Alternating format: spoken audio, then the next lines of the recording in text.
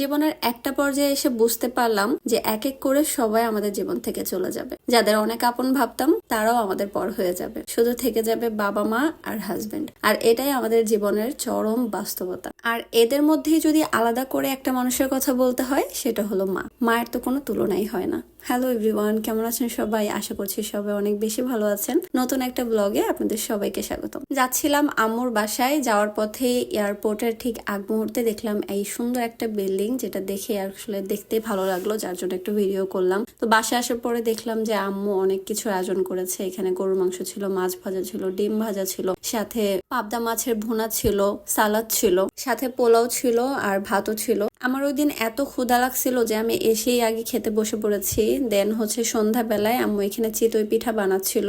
গরুর মাংসের ঝোল আলু দিয়ে চিতই পিঠা খেতে নাকি অনেক মজা লাগে। আর হাঁসের মাংস ঝোল বলেন বা গরুর মাংস ঝোল বলেন, আমার কোনোটা দিয়েই চিতই পিঠা মজা লাগে না। আমার তো চিতই পিঠা মজা লাগে ঝাল ঝাল করে, যে কোনো শুটকির ভর্তা বা ধনিয়া পাতা ভর্তা আইটেম দিয়ে আসলে চিতই পিঠাটা বেশি জমে। আমি জানি না, মাংস দিয়ে অনেকেই পছন্দ করে, আমার বাসায় অনেকেই পছন্দ করে। তো আমি এখানে বসে বসে গরম গরম চিতই পিঠা, সাথে আম্মু আমার জন্য এখানে শুটকির ভর্তা আর ধনিয়া পাতা দিয়ে করেছিল।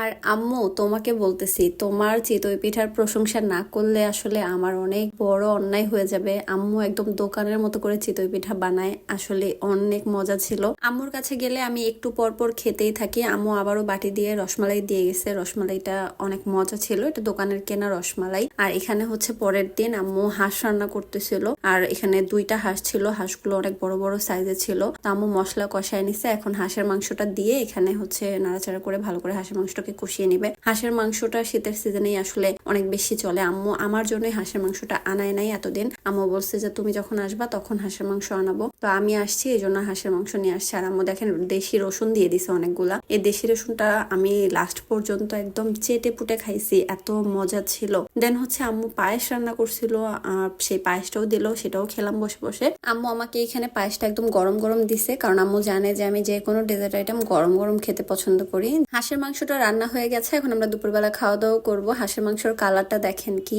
সুন্দর যে আসছে। আমার আম্মুর রান্না না সবগুলোই এত সুন্দর হয়। আমিও আমার আম্মুর মতোই হয়েছি। কোনো রান্না যদি আমার পারফেক্ট না হয়, ওই দিন আমার মন একদমই খারাপ থাকে। দেন সন্ধ্যাবেলায় আম্মু এখানে 2 রকম পিঠা বানাবে। এক পুলি পিঠা, আরেকটা তেলের পিঠা। এই 2টাই বানাবে। তো আমি আসলে আম্মুই সব করতেছিল। আরেকটা কথা শুনলে হয়তো বা আপনারা সবাই মানে আসলে একটু অবাক হবেন, আমার আম্মুর ওই টাইমে এত জ্বর ছিল। এই জ্বর নিয়ে আম্মু আমাদের জন্য এত কষ্ট করে পিঠা বানাইতেছিল।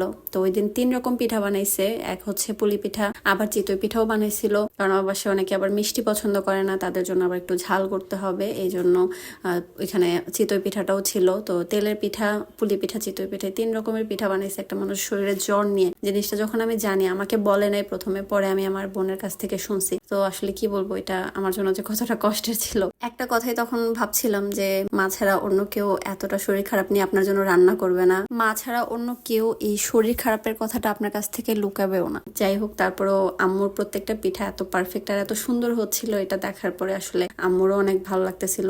আর আমরা অনেক মজা করে খাইছি। আমি তো দেখেন দাঁড়ায় দাঁড়ায় হেঁটে হেঁটে পিঠা খাইতেছিলাম। গরম গরম না খেলে এই পিঠাগুলো আসলে মজা পাওয়া যায় না। তা আমি এখানে কিন্তু অনেক মজা করেই পিঠাটা খাচ্ছিলাম। তবে আমার একটু খারাপ লাগতেছিল যে আম্মুর শরীরে অনেক জ্বর। তো এখানে দেখেন আবার তেলের পিঠা বানাইতেছে। তেলের পিঠাগুলা এত সুন্দর ফুলছে, দেখেন প্রত্যেকটা পিঠা এরকম একদম ফুলকো ফুলকো হয়েছে, যেটা দেখতেই না আসলে শান্তি লাগে। পিঠা জিনিসগুলা যে কেউ যদি শখ করে বানায়, সেগুলো যদি পারফেক্ট হয়, এত ভালো লাগে। পরের দিন আম্মুকে বললাম একটু গুড়া মাছ রান্না করো। মানে মাংস খাইতে খাইতে না মুখের টেস্ট এতটা নষ্ট হয়ে গেছে, এই জন্য আম্মুকে বললাম একটু ঝাল ঝাল করে কাচকি গুঁড়া দিয়ে তুমি যে সুন্দর করে চড়চড়ি করো সেটা করো। আর এটা এত মজা হয় আম্মুর হাতের। তো কাচকি গুঁড়া অনেকগুলা দিছিল।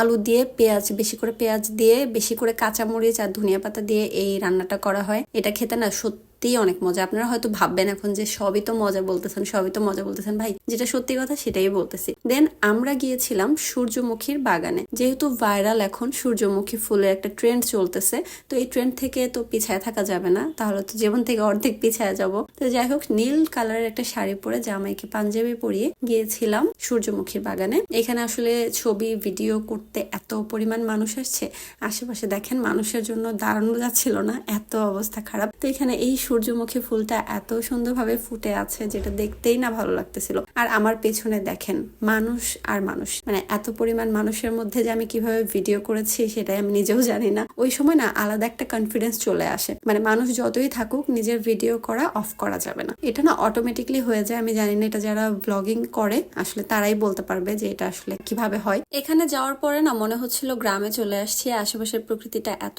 বেশি সুন্দর ছিল। আম্মু সন্ধ্যাবেলায় আবারও চিতই বানাচ্ছিল। এগুলোকে মূলত দুধে ভেজানো হবে, মানে দুধ চিতই যেটা আমরা বলি দুধ পিঠা। তো এখানে দেখেন এই চিতইটাও আমার মায়ের এত পারফেক্ট হয়েছে, একদম মনে হচ্ছিল দোকান থেকে কিনে নিয়ে আসছে। আর আম্মুকে বললাম এত যেহেতু সুন্দর হচ্ছে তুমি দাও, আমি হাঁসের মাংস দিয়ে খাবো। তারপরে দেখেন এখানে রসুন আমি কিভাবে গলাইছি। রসুনটা গলায় এভাবে ঝোলের সাথে চিতইয়ের সাথে নিয়ে যখন মুখে দিচ্ছিলাম আমার মনে হচ্ছিল মুখের মধ্যে জাস্ট ব্লাস্ট করতেছে, এত টেস্টি ছিল। তো এখানে দেখেন আম্মু দুধের পিঠাও বানাইছে। দুধের পিঠাটাও মাশাআল্লাহ এত পারফেক্ট হয়েছে, এত সফট হয়েছে। আম্মু এখানে আমাকে একটা পিঠা তুলে দিচ্ছিল খাওয়ার জন্য। তো আসলে এখন আমার মুখে লেগে আছে, আমি অনেকদিন পর এত মজার একটা দুধ পিঠা খেলাম। কারণ প্রত্যেকবারই কোনো না কোনো ঝামেলা হয় পিঠা বানাতে গেলে, এবারটা একদম পারফেক্ট ছিল। তো এখন আমি দই খাবো।